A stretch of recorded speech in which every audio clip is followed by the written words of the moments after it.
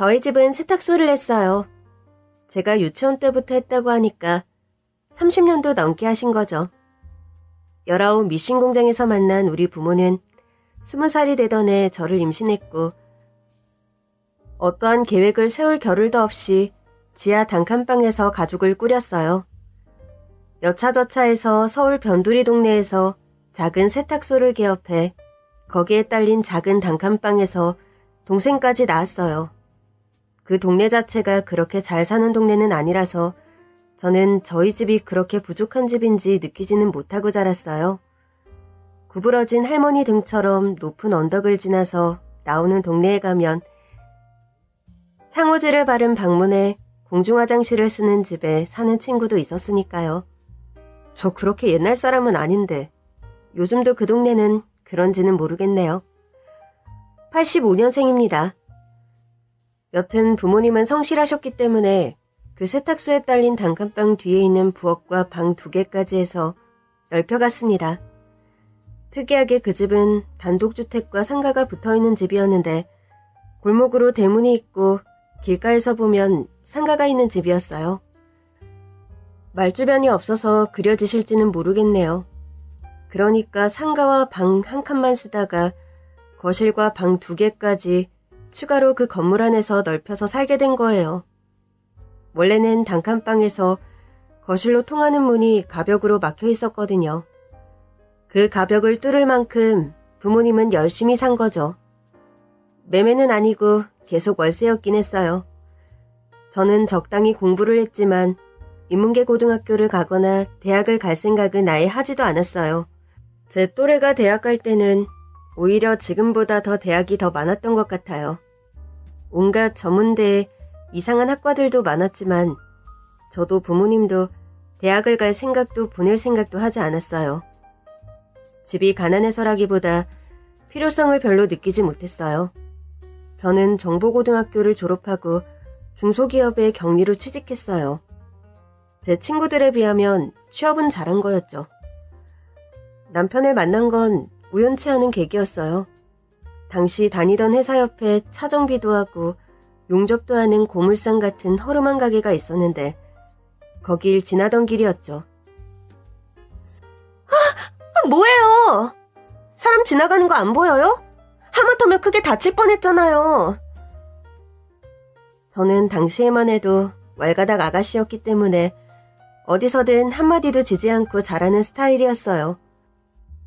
점심시간에 동료들과 외출을 하는데 거기서 일하던 한 남자가 거의 인도 인접한 곳에서 불똥을 튀기며 용접을 하고 있었거든요. 등을 돌리고 해서 뭐 하는지도 모르고 쉴 새 없이 수다 떨며 지나가다가 파바박 하고 튀기는 용접불에 깜짝 놀란 거죠. 제가 식겁을 해서 버럭 화를 내니까 그 남자가 굉장히 당황한 눈치였어요. 미안해요. 제가 언제 여기까지 튀어나왔지? 길에서 이런 위험한 거라면 어떡해요. 여기 엄연히 사람들이 지나가는 길인 거 몰라요? 죄송해요. 제가 초짜라. 앞에 물건을 놓고 뒤로 자꾸 오다 보니까 어느새 여기까지 튀어나와 있는 줄도 몰랐네요.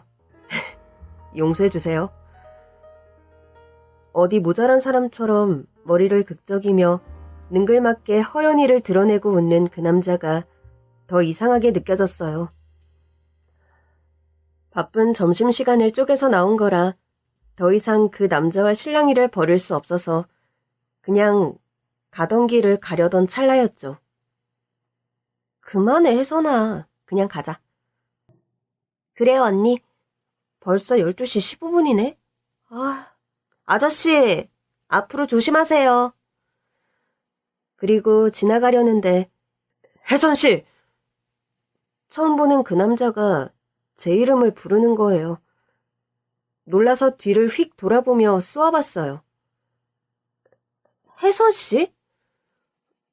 방금 들어서 제가 죄송해서 그러는데 다음에 제가 점심 사드릴게요. 저도 이 시간쯤 점심 먹을 수 있거든요. 어머, 제가 왜 그쪽이랑 밥을 먹어요? 됐거든요? 하던 일이나 하세요. 선한 시민들한테 피해 주지나 마시고. 별꼴이야 정말. 언니, 빨리 가요. 왜? 전화번호라도 바꾸고 가지 그래. 어머, 미쳤나봐. 됐어요. 동료들이 제가 용적공에게 대시라도 받았다고 여겼는지 그날 식사 내내 놀렸고 저는 시뻘개진 얼굴로 그날 일이 손에 잡히지도 않았어요. 다칠 뻔한 것도 열받는데 왠지 사람들 앞에서 저를 망신 주려고 일부러 그런 것 같다는 생각마저 들었거든요. 그땐 제가 꼬였었는지 그 남자의 진심보다는 괘씸하다는 마음이 앞서더라고요. 당시에 제가 성인이 된 후 연애를 제대로 해본 적도 없던 터라 기분이 괜히 농락당한 것 같고 싱숭밍숭했던 기억도 나네요. 좀 이상해 보이시겠지만 당시엔 뭐가 그렇게 예민했나 싶어요. 부글부글 끓는 마음으로 퇴근을 하면서 그 가게를 지나가는데 이상하게 그 남자가 없는지 살펴보게 되더라고요. 또 마주치면 얼굴이 아플 정도로 째려봐야지 생각했어요. 그러면서 지나가는데 남자를 마주쳤어요. 힘을 줘서 휙 째려봐야지 했는데 남자가 사장으로 보이는 아저씨한테 엄청 깨지고 있었어요. 야, 너 오늘 하루 종일 뭐 했냐? 오늘 8시에 찾으러 온다고 했는데 아직도 마무리 안 지어놓으면 어떡해? 이 일이 이렇게 느려서 어디다 갔어? 아이고, 못하면 못한다고 하지. 쭈그려 앉아서 밥도 안 처먹고 하길래 자신 있나 했더니 이래서 초짜를 쓰면 안 된다니까. 내가 주변 말을 들었어야 했는데 아휴, 못 산다 못 살아. 죄송해요 사장님. 9시까지는 끝낼 수 있을 것 같은데 제가 지금 손님한테 연락 드릴까요? 비켜! 내가 이미 내일 찾으러 오라고 전화해놨으니까 썩 꺼져! 사장님, 저 여기 그만두면 갈 곳도 없어요. 제발 봐주세요. 한 번만. 왜 이래 얘가? 네가 저지른 거 다 하려면 나도 지금 퇴근도 못하고 시간 없으니까 얼른 꺼져라. 사장의 바짓가랑이를 붙잡고 매달리는 그 남자를 보니 낮에 있었던 괘씸했던 마음도 좀 가시더라고요. 안쓰럽기까지 해서 계속 쳐다보고 있었지 뭐예요. 한참을 그렇게 매달리다가 사장이 발로 걷어차는 지경까지 오자 더 이상은 안 되겠다고 판단했던 건지 이내 바지를 툭툭 털고 일어서더라고요. 흘러나온 코까지 쓱 닦고 일어서는데 멍하니 쳐다보고 있는 저와 눈이 딱 마주쳤어요. 남자는 몰바하는 표정으로 저를 쳐다보았어요. 그러더니 뚜벅뚜벅 저를 향해 걸어오지 뭐예요? 저도 모르게 진격의 거인을 마주한 것처럼 뒷걸음질을 쳤고 몇 발자국 지나지 않아 그는 송골송골 땀이 맺힌 코를 제 코까지 가까이 대면서 빤히 쳐다봤어요. 저는 순간 너무 당황했지만 아무 말도 할 수 없었어요. 억만겹에 시간이 지났는 듯한? 아니, 시간이 이 남자와 저를 제외하고 멈춘 듯한 기분이었죠. 그러고 얼마가 지났을까? 저는 어렵게 입을 열었어요. 뭐예요? 그런데 이 남자가 사장한테 잘리고 맛이 간 건지 제 팔목을 잡고 뛰기 시작합니다. 이건 사람들 북적이는 저녁 거리에서 대놓고 납치를 당한 꼴이었죠. 영문도 모르고 굉장히 센 그의 팔힘에 이끌려 그렇게 한참을 뛰었어요. 이 사람이 돌았나? 왜 이래요? 이거 못 나요? 어딘지도 모르는 골목길에서 멈췄고 한참을 그렇게 마주보고 헉헉대다가 소리를 꽥 질렀습니다. 지금은 아줌마가 돼서 그때보다 나이가 훨씬 많은데도 그런 일을 당했다면 무서워서 빨리 도망쳤을 것 같은데 그땐 왠지 무섭지도 않더라고요.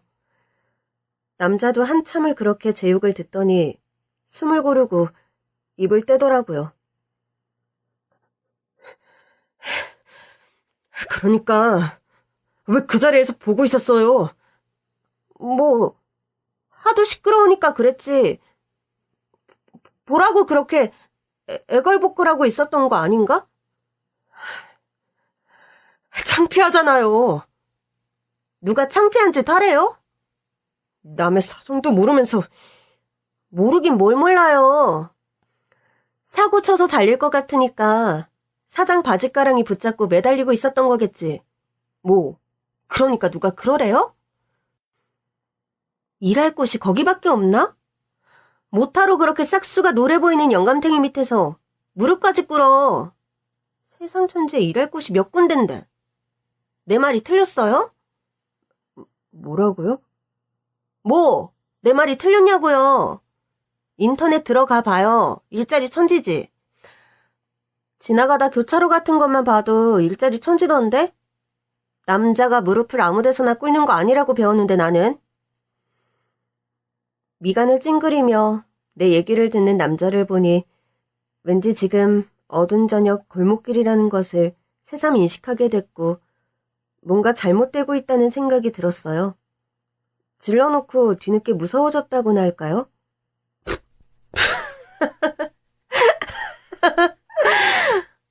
어머나, 왜 웃어요? 이 사람이 실성했나? 사람들 쳐다봐요. 조용히 해요. 남자가 미친 사람처럼 웃는 거예요. 아예 배를 잡고 길바닥에 뒹굴 것처럼. 진짜 이땐 더 무서웠어요. 이 사람이 실성했구나 싶었죠. 저기요, 이봐요. 정신 차려요.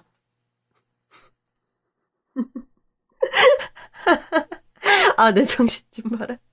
혜선 씨 말이 너무 웃겨서. 아, 숨 넘어갈 뻔했네요. 진짜 볼수록 이상한 사람이야. 저 갈 거예요. 혜선 씨는 원래 가면 간다고 이렇게 말하는 예의 바른 여자군요. 뭐예요? 장난쳐요? 한참 뛰었더니 배고프네요. 밥이나 먹어요. 제가 그쪽이랑 밥을 왜 먹어요? 저 때문에 갈 길도 아닌데 이렇게 뛰어다니고 퇴근도 늦어졌으니 제가 사과해야죠. 사과의 의미로 밥 살게요. 오늘은 날이 날이니만큼 혜선 씨가 먹고 싶은 거 다 먹어도 돼요. 기가 차네, 들어줄수록. 남자는 마치 저를 오래 알았다는 듯 오늘이 마치 함께 보낸 날 중에 여러 날인 것처럼 술술술 자연스럽게 대화를 이어갔어요. 발을 띄워야 되는데 이상하게 내 발목을 묶어놓는 것 같은 그의 화술에 저는 어느새 그와 함께 기사식당에서 밥을 먹고 있었죠. 여기 진짜 맛있어요. 제육, 김치찌개, 왕돈가스. 아, 생각만 해도 군침이 도네. 시켜요. 다 시켜도 되고. 됐어요. 왜요? 기사식당이라 좀 그래요? 기사식당이 원래 제일 맛있는 법이죠. 역시 뭐 좀 아시네, 혜선 씨는. 저는 그날로 일이 잘린 남자가 무슨 돈이 있겠냐는 생각에 제일 싼 백반을 시켰어요. 그거 갖고 누구 코에 붙이나. 이모님! 여기 왕돈가스 한 개, 김치찌개 한 개, 제육, 오징어 볶음, 계란말이 하나요. 내가 먹고 싶다는데 왜 그래요? 저거 시키면 그것도 다 나오니까 많이 드세요. 됐죠? 결국 두 사람이 배가 터지도록 먹었어요. 여러분은 어떤 사람을 기억할 때 어떤 장면이 가장 먼저 기억나시나요? 그 장면은 꼭 처음 만났을 때가 아닐 수도 있어요. 나이가 들다 보니 그렇더라고요. 지금 너무 친하지만 처음 만났을 때 기억이 장면으로 기억나진 않을 때가 있어요. 대학교 친구, 동네 이웃, 맘카페 친구. 이렇게 뭐 때문에 인연이 맺어졌다는 건 알지만 처음 만났을 때 장면이 인상 깊지 않다면 기억이 나지 않아요. 우리가 기억하는 그 첫 장면이 관계에 있어서 진짜 첫 장면이 아닐 수도 있고요. 그 장면은 내 속에 그 사람을 상징하는 어떤 관념인 것 같아요. 바뀌지 않는 고정관념이 되기도 하죠. 그래서 제 기억 속의 그 남자는 늘 힘들 때 더 많이 웃는 사람이에요. 그날 그 첫 식사에서처럼. 남자는 그날 이후 제 말을 들었던 건지 여기저기 일자리를 알아봤고 닥치는 대로 일을 했어요. 중학교 때까지는 공부 수재였다는데 가세가 급격히 기울고 실업계 고등학교를 가게 됐다고 해요. 하지만 손재주도 없고 그쪽에는 재능이 없어서 취업도 잘 안 되고 용접일을 했지만 다치기만 하고 욕만 먹었대요. 그제야 남자는 가난하다고 몸으로 때우는 일로 먹고 살 수 없다는 생각을 했대요. 이유는 몸으로 때우는 일이 하찮아서가 아니라 그것도 잘하는 사람이 있다는 걸 뒤늦게 깨달았다는 거예요. 남자와는 계속해서 연락을 한 건 아니었지만 뭔가 축하해야 할 일, 슬픈 일에는 연락이 왔고 저는 그런 그를 만나는 게 싫지 않았어요. 소식이 뜸하면 잘 지내나 보다 하며 지냈는데 그러다 보니 사람들은 아무도 모르는데 제일 친한 친구 같은 사이가 되어버렸죠. 자연스럽게 연인이 됐고 저희 부모님도 그를 굉장히 좋아했어요. 가진 건 없어도 싹싹하고 성실한 그가 뭐라도 될 거라고 믿으셨죠. 남편은 여러 일을 전전하다 요리에 재능이 있다는 걸 깨닫고는 식당 주방장으로 오래 일했어요.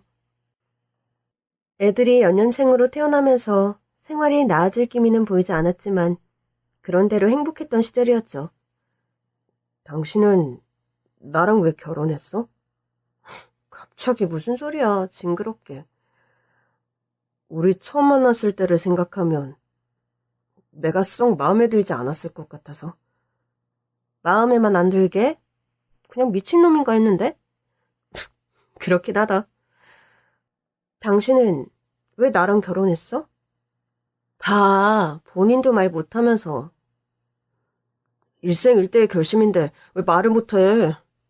못하는 당신한테 오히려 서운하다. 뭔데?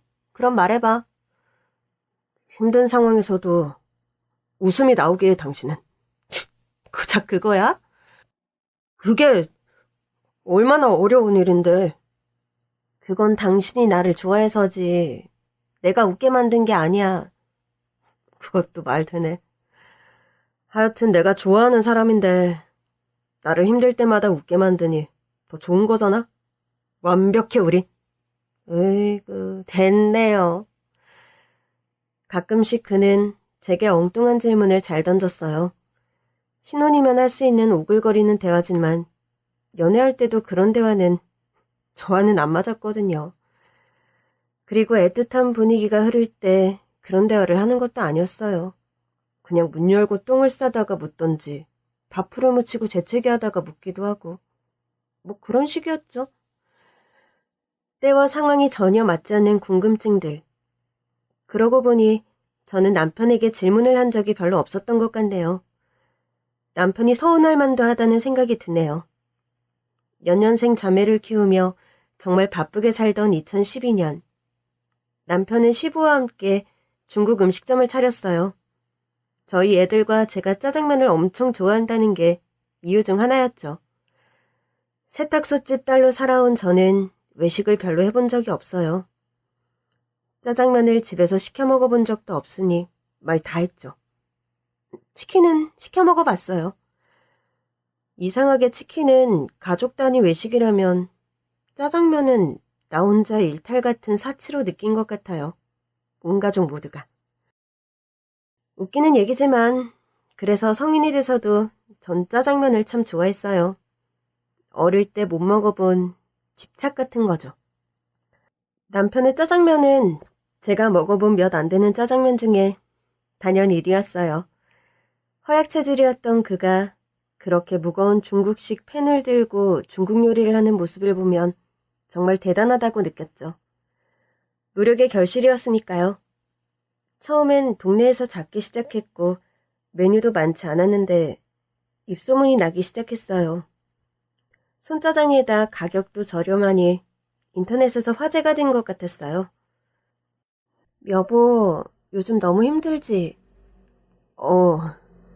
어째? 내가 나가서 좀 도울까? 당신은 애들이나 잘 보살펴줘.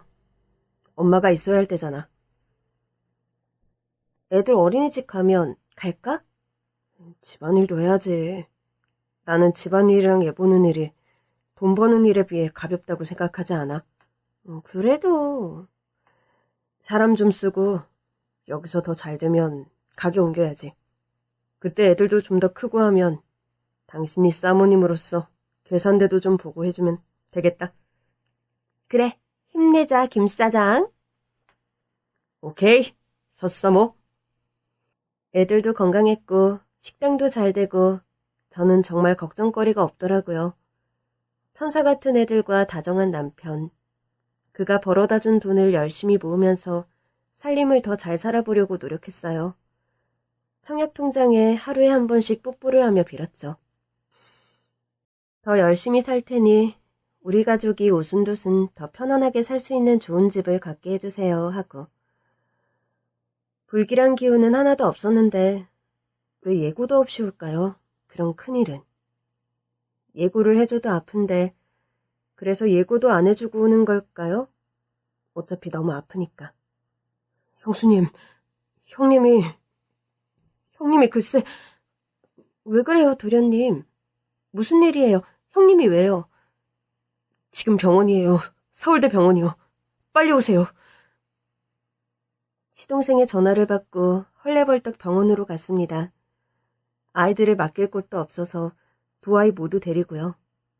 남편이 위독하다는 전화였어요. 시부와 함께 퇴근하는 길에 뒤에서 졸음운전 트럭이 들이받았다고 해요. 차가 한 바퀴 돌아서 중앙선까지 넘어 삼중 추돌 사고까지 났었고요. 여보! 남편은 제 얼굴도 보지 못하고 수술실에서 죽었습니다. 시부는 수술이 끝나고 얼마 안 있다가 회복하지 못하고 돌아가셨고요. 이제 애들이 5살, 3살인데 나도 아직 30도 안 됐는데 우리 이제 앞으로 열심히 달려가기만 하면 되는데 입술 밖으로 터져나오지 못한 생각들이 혀끝에 걸린 것만 같았습니다. 저는 그대로 기절했어요. 친정집과 시동생과 함께 장례를 치르고 저는 절망에 빠져 식음전폐를 했습니다. 아직 너무 어린 아이들은 친정엄마와 동생이 전담했고 저는 방 안에서 나오지 않게 됐어요. 어쩌려고 그래.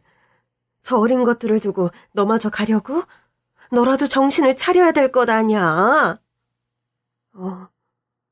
말만 하지 말고. 언제까지 이러고 있을 거야? 민지가 요즘 안절부절 못하고 산만해진 거 몰라? 병들려면 너 혼자 병들어야지. 너가 저 아무것도 모르는 것들 인생까지 다 흔들리는 거라고. 첫째가 좀 이상하다는 얘기에 정신이 들어 아이를 찾아보니 아이가 입술을 삐쭉 내밀고 벽에 낙서를 하고 있더군요. 더 어릴 때도 그런 적이 한 번도 없던 아이였어요. 민지야. 아이가 힘이 빠진 눈으로 저를 돌아봤어요.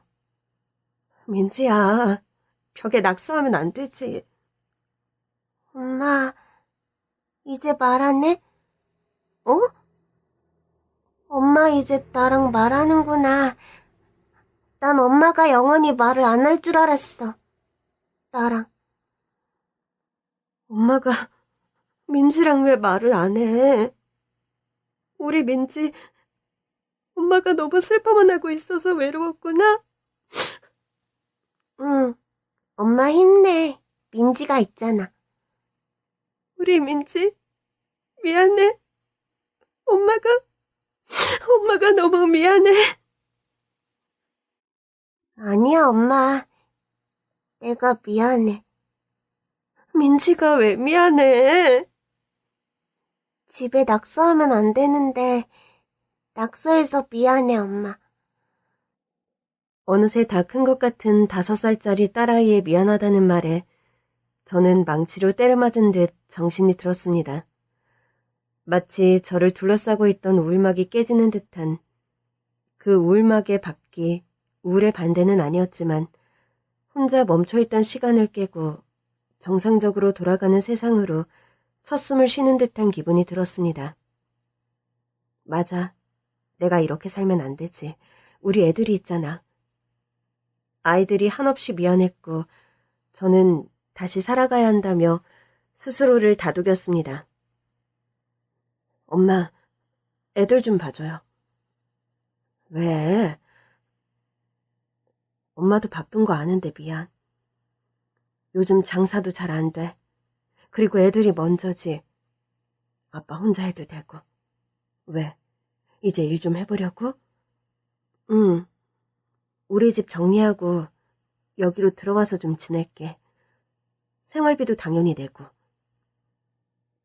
나도 일을 해야 할 것 같아. 돈도 돈인데 집에만 있으면 더 안 좋을 것 같고. 내 정신 부여잡아서 돈 모아서 애들이랑 다시 살아봐야지.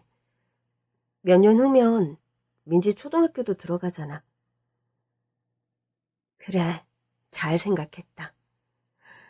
일단 사회생활을 하다 보면 다시 살 길이 열릴 거야. 저는 전셋집을 정리하고 아이들과 함께 친정으로 들어갔습니다. 아직 어린 남동생, 친정 부모님과 함께 복작이며 사는 것이 더 낫다고 판단했고, 집은 좁았지만 조금씩 그 삶에 적응해 나갔어요. 아이들도 삼촌과 할머니, 할아버지와 웃고 지내다 보니 덜 외로워하는 듯 했고요. 그런데 불행이 또 한 번에 들이닥치더라고요. 시모가 암에 걸렸어요. 이렇다 할 보험도 안 들어놓은 상태라는 걸 뒤늦게 알았는데 남편의 권유로 들었다가 시모가 형편이 안 돼서 해약하셨다는 겁니다. 나 그냥 죽을란다. 우리 장남 따라 갈란다. 어머니, 그런 말이 어딨어요. 애들 아빠가 들면 좋다고 오시라고 하겠어요? 고쳐도 오래 못 살 텐데 뭐하러 돈 들여서 고치노. 어머니, 내일 죽어도 아프다 죽는 것보단 낫죠. 그리고 어머니 살릴 거예요, 제가. 저는 하나 남은 전 재산인 청약통장을 깨서 시모의 병원비를 댔고 밤낮 없이 간병을 했습니다. 시모는 좋아질 듯 말 듯 오래 버티셨어요. 애들이 초등학생이었다면 더 못 버텼을 거라는 생각도 했습니다. 학교 가면 신경 써줄 것도 많은데 아직 애들이라 친정에 온전히 맡겨두었죠. 여러모로 지옥 같은 삶이었습니다. 1년쯤 지났을까요?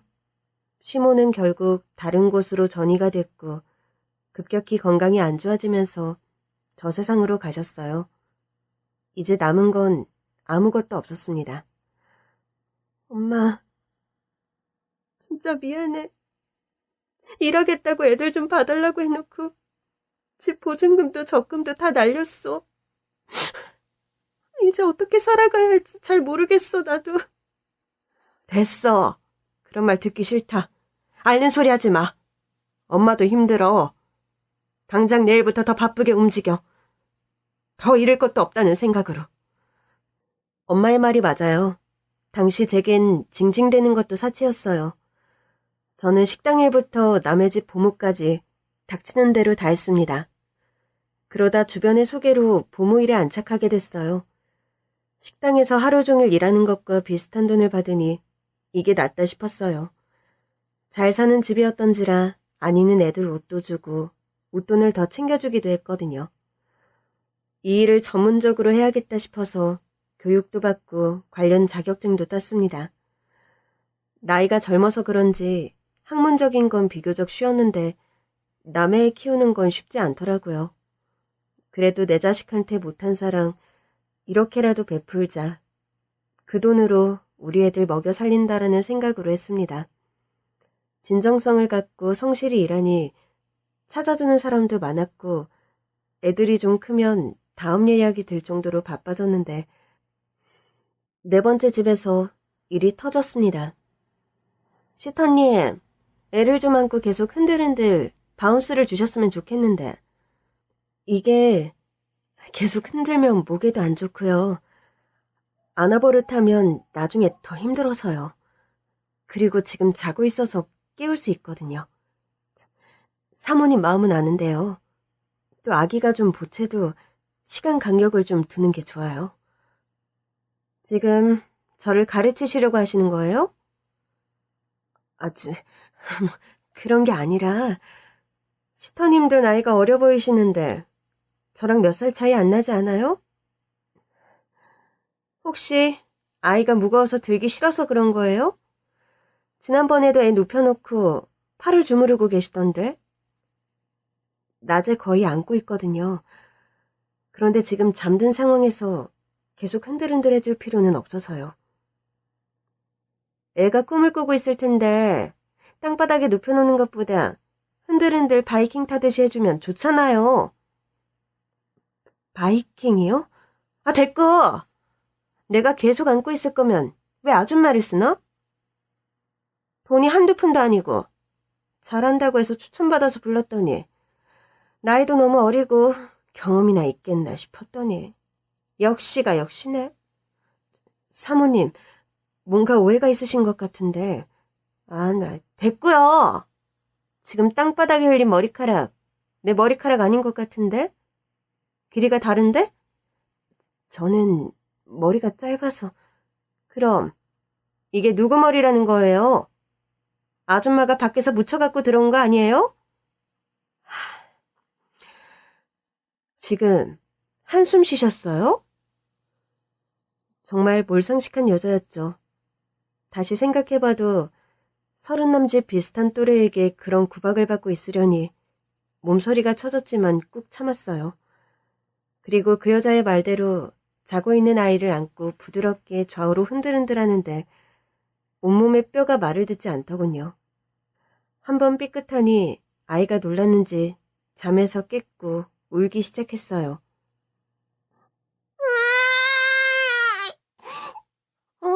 우리 아기. 이모가 미안해. 아, 그만! 시끄러워!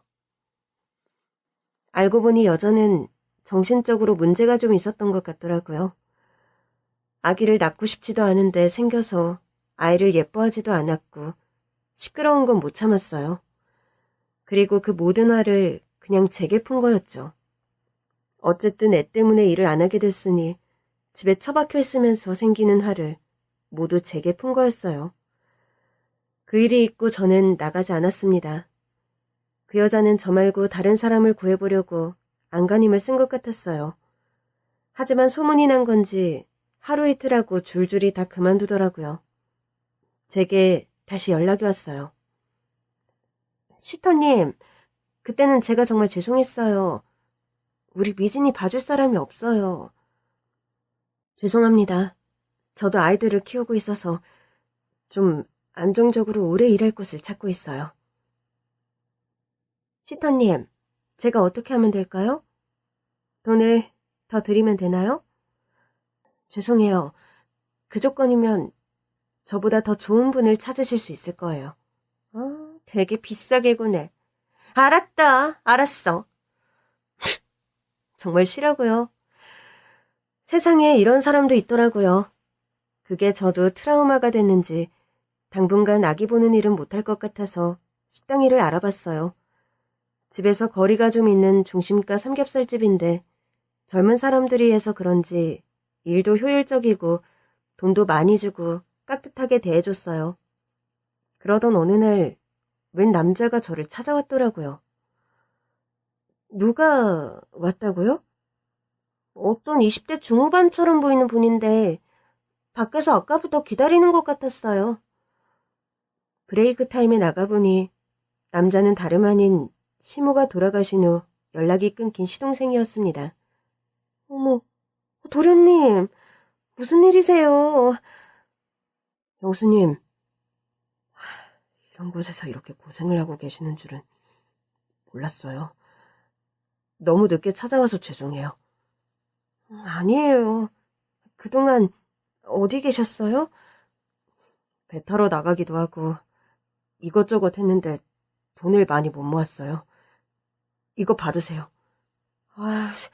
도련님이 무슨 그 나이에 배를 타고 그리고 그렇게 힘들게 번 돈을 왜 저한테 주세요? 엄마 병원비에 전 재산 다 쓰셨잖아요. 애들 둘이나 키우고 사셔야 하는데. 됐어요. 넣어둬요. 도련님도 공부를 계속 해야 되는데. 오히려 제가 도움이 못돼서 죄송해요. 시동생은 공부를 잘했어요. 서울 명문대를 올 장학금 받고 다닐 정도였는데 자세가 기울면서 돈을 떠나서 정신적으로 많이 힘들었을 거예요. 그런 시동생이 힘들게 벌어온 몇백 정도 되는 돈을 저는 받을 수 없어서 주머니에 다시 찔러줬죠. 그랬더니 시동생이 울면서 제게 말을 하더라고요. 형수님, 저 성공하고 돌아올게요. 진짜 떵떵거리게 살 수 있을 만큼 성공하면 돌아와서 우리 조카들이랑 형수님한테 좋은 집도 사드리고 공부도 시키고 할 거예요. 그래요, 도련님. 연락 자주 못해서 끼니는 꼭 챙겨 먹어야 나중에 안 아파요. 저도 제 코가 석자라 도움 못 드리고 연락 자주 못해서 미안해요. 그래도 우리 포기하지 말고 살아요. 살다 보면 좋은 날도 오겠죠? 빈말 아니에요, 형수님. 꼭 기다려주세요. 그게 시동생의 마지막 모습이었어요. 저는 시동생이 울부짖으며 했던 그 말이 참 기특하고 좋았지만 우리가 언제쯤 정말 좋은 집에서 떵떵거리며 살 수 있을까? 아니, 그런 날이 내 남은 삶에 있을까 하는 생각이 들었죠. 세월은 정말 빨리 갔습니다. 다시 3년이 흘렀어요. 첫째는 초등학생이 됐고 저는 계속 고깃집을 전전했어요. 일이 익숙해지니 단순 노동이 정신노동보다 낫더라고요. 아이가 초등학교를 들어갔는데 할머니에게만 맡겨둘 수 없을 것 같아서 집에서 좀 더 가까운 고깃집에 취직을 했어요. 3층짜리라 엄청 컸는데 사장 소문이 썩 좋지는 않았어요. 70대 후반 나이 많은 할아버지였는데 이북 사람이라고 들었어요. 열심히 돈 모아서 제가 사는 동네에서 제일 가는 부자가 됐다고 하더라고요. 관상이 과학이라고 그랬나요?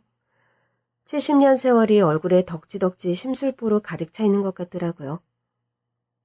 그래도 면접 때 제게 친절하게 말해주었고 월급이 다른 곳보다 높다는 점, 또 복리후생이 좋은 편이었어서 오래 다녀야겠다는 마음으로 일했어요. 이봐, 서씨. 네, 사장님, 오셨어요? 여기 먼지가 앉은가 안 보이나? 나이도 얼마 안 먹은 사람이? 아, 제가 닦을게요. 죄송합니다. 당연히 자네가 닦지. 내가 닦나?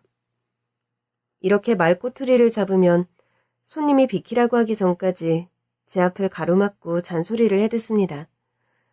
숯불고깃집이라 불에 대는 날도 많고 몸이 성한 곳이 없었지만 애들 공부시키고 대학 보내려면 어림도 없었어요. 찢어진 속옷을 입고 다닐 정도였으니까 말 다 했죠. 위치나 월급은 정말 만족했는데 사장은 까다롭기만 한 게 아니라 어딘가 굉장히 좀 이상했어요.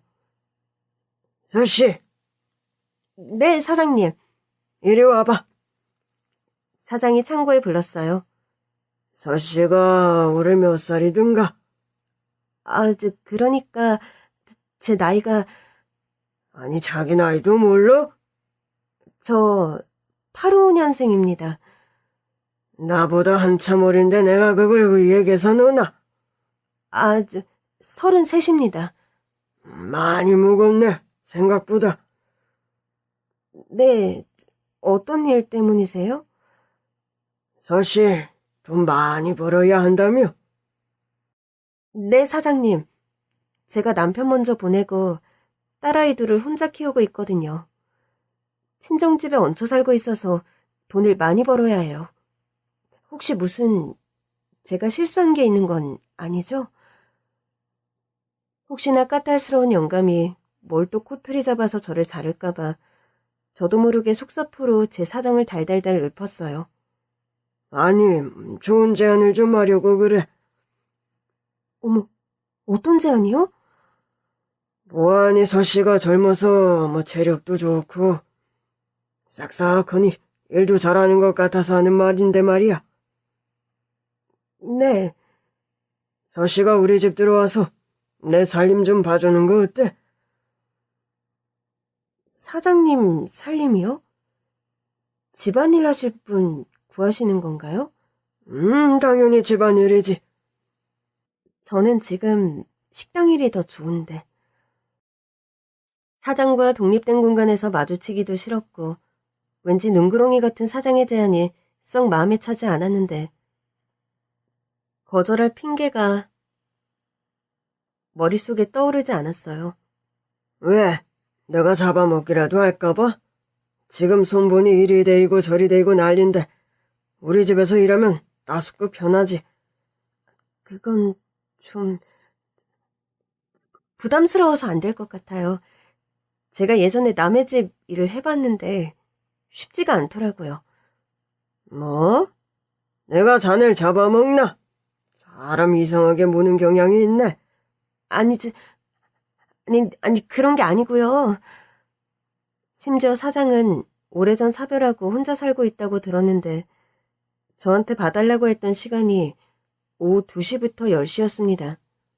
무슨 집안일을 그렇게 오래 할 것이며 그땐 사장이 퇴근 후 집에 있는 시간인데 생각만 해도 싫었거든요. 하지만 식당까지 잘릴까봐 걱정이 됐어요. 사장님, 제가 애들이 너무 어려서요.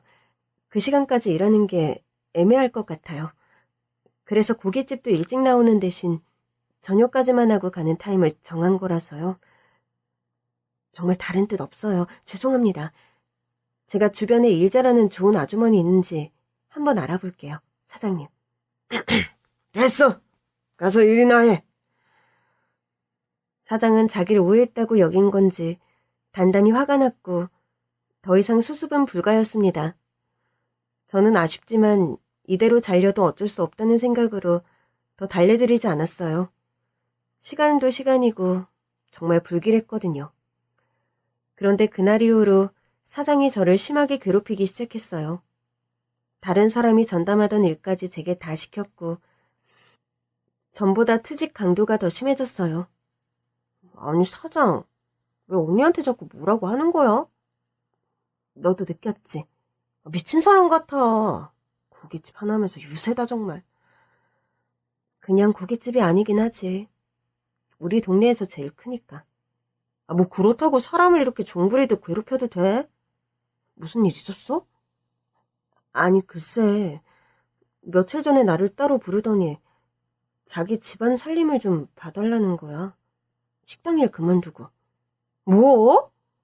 영감탱이가 뭔가 이상한데? 시간대도 안 맞고 나는 저녁에 애들 공부도 봐줘야 하고 왠지 좀 그렇더라고. 그래서 거절했더니 그날 이후로 저런다? 내가 들은 게 있어서 그래. 왜? 뭔데? 아니 이 영감이 이전에 있던 25살짜리 여자애한테도 그런 제안을 했다는 거야. 응? 지영 씨? 간호대 아니었나? 복학한다고 그만둔 걸로 아는데? 걔네 집이 엄청 가난하잖아. 나도 어릴 때부터 아는 사이거든. 그래서 쎄 빠지게 공부해서 간호대 4년제 붙었는데 계속 지네 아빠가 사고 쳐대니까 학교도 잘 못 다니고 휴학 복학 반복했거든. 아, 그랬구나. 그렇게 힘들게 등록금 모으는 애한테 80살 가까이 먹은 노인네가 집안 살림을 봐달라니 미친놈이지. 아무리 좋은 조건이라고 해도 그건 좀 그렇다. 좀 이상한 게 25살짜리가 고생을 했다고 해도 집안 살림을 살면 얼마나 산다고. 보통은 40, 50대 아줌마 쓰지 않나? 당연하지 언니. 그때는 그냥 애가 힘들어 보이니 노인네가 배려해준 건가? 생각하기도 했는데 갑자기 지영이가 식당을 그만두고 연락도 안 돼서 걱정했거든. 그러고 뭐 나도 먹고 살기 바쁘니까 그러려니 하고 말하는데 언니한테도 그런 제안을 했다는 게 영 찜찜하네. 왜 어리고 돈이 급한 사람들한테 그러냐 말이야. 그런 공통점이 있긴 하네. 아우 징그럽다. 그러게. 그런데 맨날 저렇게 괴롭히는 게 더 싫다. 차라리 그만두라고 하든가. 뭐 하는 거야? 다 늙어서 노망인가? 나는 지금 여기 다니는 게 최선인데 걱정이다. 그래도 잘 생각해봐. 언니 아무리 힘들어도 정신건강도 중요하잖아. 며칠 후 숯불을 넣고 있는데 사장이 엉덩이를 미는 겁니다. 하마터면 손님까지 크게 다칠 뻔했어요. 저는 너무 놀라 소리를 꽥 질렀어요.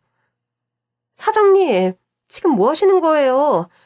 여기 아이도 있는데 손님 상에 엎을 뻔했잖아요. 이게 미쳤나? 뭐라고요? 종업원 주제에 어디서 월급 주는 사장한테 소리를 빽빽 질러대. 죽고 싶어? 지금까지 보자 하니까 정말 못 봐주겠네요.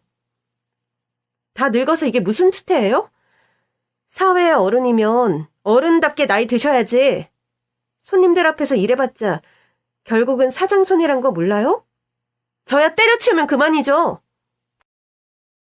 이게 돌았나? 사장이 제 뺨을 내리쳤습니다. 저는 그 자리에서 쓰러졌어요. 얼마나 얼얼한지 눈물이 뺨을 타고 흐르는지도 몰랐어요. 고개를 숙이고 한참을 울고 있는데 웬 구두발 소리가 경마장처럼 들려오기 시작했어요. 형수님, 괜찮아요? 고개를 들어보니 멀끔하게 차려입은 남성은 남편의 하나뿐인 동생, 시동생이었습니다. 저는 서러워서 닭똥 같은 눈물을 뚝뚝 떨어뜨리며 소리를 내 크게 울었어요. 제 뺨이 벌거진 걸 보고 시동생은 사장의 멱살을 잡았습니다. 당신이야? 당신이 우리 형수님 때렸어? 이놈이 미쳤나? 너 누구야?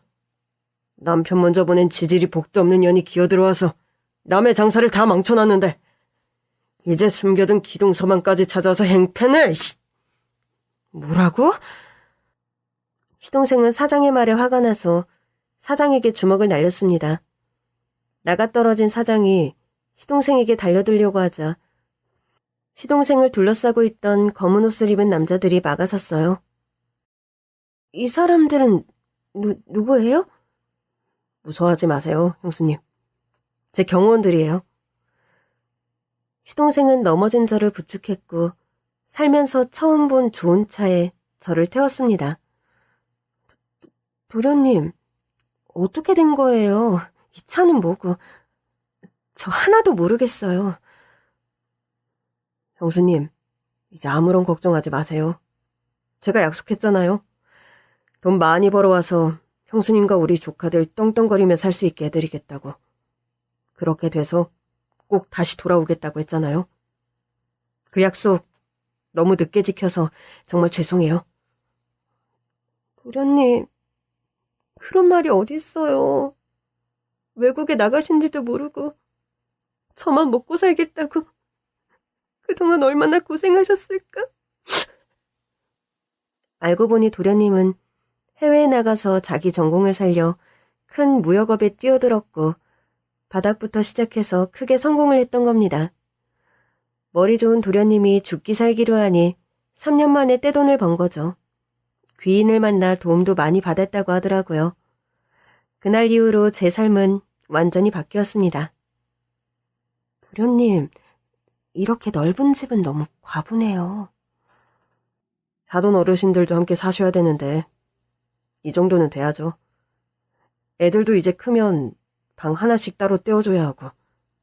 그래도 엄청 비쌀 텐데요? 형수님, 저 이제 이 정도 능력은 된다고요. 돈 때문이면 걱정을 하덜덜 마시고. 자자, 이 집 마음에 안 들면 뭐 다음 집도 예약해뒀으니 구경 가요. 도련님은 저희 가족에게 48평짜리 아파트를 사주었고 친정 부모님까지 함께 들어가서 살게 됐어요. 어릴 때부터 다가구 단칸방부터 시작했던 터라 그렇게 깨끗하고 넓은 집은 살아본 적도 없었어요. 도련님, 정말 고마워서 제가 어떻게 이 은혜를 다 갚죠? 은혜요? 형수님, 그런 말 마세요. 은혜는 제가 갖고 있는 건데요. 네? 그게 무슨... 형수님이 저희 형 그렇게 보내고 제정신도 아닐 텐데 혼자 남은 시어머니 간병에 평생 모은 돈까지 다 쏟아부으시고 제가 그 은혜를 어떻게 다 갚아요. 돈이 아니라 그건 마음으로도 못할 일이에요. 아, 저희 그의 어머니면 제 어머니기도 한데요. 무슨 그런 말씀을 해요. 시동생은 제가 시무를 간병하던 시기에 자신은 알바하고 공부하느라 못 챙겼던 것을 두고두고 미안해했다고 하더라고요. 어린 시동생에겐 당연한 일이었을 텐데, 그리고 시동생 입장에선 갑자기 아버지와 형님을 잃고 어머니까지 아픈 상황에 학비까지 벌어야 했고, 또 어머니가 죽고는 세상에 혼자 남은 것 같은 기분이 들었을 텐데, 오히려 너무 가슴이 아팠습니다. 시동생은 우리 애들에게도 지극정성이었어요. 제가 일하느라 애들 크는 것도 잘 못 보고 공부도 신경 많이 못 썼는데 좋은 과외 선생님까지 붙여줬고요. 발레가 배우고 싶다던 첫째 아이의 소원 성취도 했습니다. 지금은 그로부터 12년이 흘렀어요. 그때 발레를 배운 딸아이는 발레를 전공해 유명한 외국 대학에 들어갔고요. 둘째도 열심히 공부해서 곧 원하는 대학에 들어갑니다. 저는 도련님의 도움에 평생 의지하며 살 수 없으니 사회복지사 쪽으로 일하고 있습니다. 어려운 사람들을 도우며 저도 마음의 치유를 받고 있어요. 친정 부모님은 재가를 가라고 닥달이지만 저는 아직 재혼할 자신은 없어요. 또 지금의 삶에 만족하며 살고 있습니다. 도련님은 얼마 전에 좋은 여자 만나 결혼을 했고요. 제게도 동서가 생겨서 너무 좋아요. 어리고 어렸던 도련님이 형수에게 은혜를 갚겠다는 일념 하나로 해외에 나가 그렇게 고생하며 이룬 이 성공이 너무 고맙고 한편으론 마음이 아픕니다. 지금 도련님으로 인해 누리는 이 행복도 다시 제가 보답할 수 있는 날이 오기를 바라고 있어요. 지금까지 제 이야기 들어주셔서 감사합니다.